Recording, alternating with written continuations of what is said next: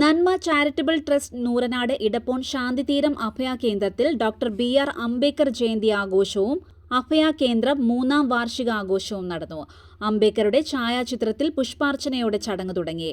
വിഷു ആഘോഷത്തിന്റെ ഭാഗമായി ശാന്തിതീരം അന്തേവാസികൾ ഉൾപ്പെടെയുള്ള അമ്മമാരെ ആദരിക്കുകയും പുതുവസ്ത്രങ്ങളും വിഷുക്കൈനീട്ടവും വിതരണം ചെയ്യുകയും ചെയ്തു. ജന്മദിനമാണെന്ന് ആ ജന്മദിനത്തിന് അദ്ദേഹത്തെ നമ്മുടെ രാജ്യം മൊത്തം ആഘോഷിക്കുകയാണ്. Doctor BR. അംബേദ്കറുടെ ജന്മദിനം. நமக்கு மனசுல ஒரு அமைதி இருந்தாலே அது நமக்கு நல்ல ஒரு பலத்தை கொடுக்கும். அப்படிதானே? இப்போ நம்ம சுற்றி நிறைய பேர் இருக்காங்க. இப்போ நம்ம நிறைய பேர் வீட்டில் தனியாக இருந்திருப்போம்.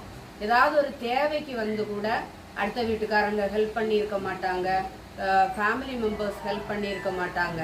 பட் இங்கே എന്തെങ്കിലും വേണോ, சமைச்சா கூட എന്തെങ്കിലും வேணும், தண்ணி வேணும், இப்படி கேட்கறதுக்கு நமக்கு ஆள் இருக்கு. அது ஒரு கிஃப்ட். நமக்கு வாழ்க்கையில நிறைய பேருக்கு இது தெரியாமலே வீட்டில் இருக்காங்க.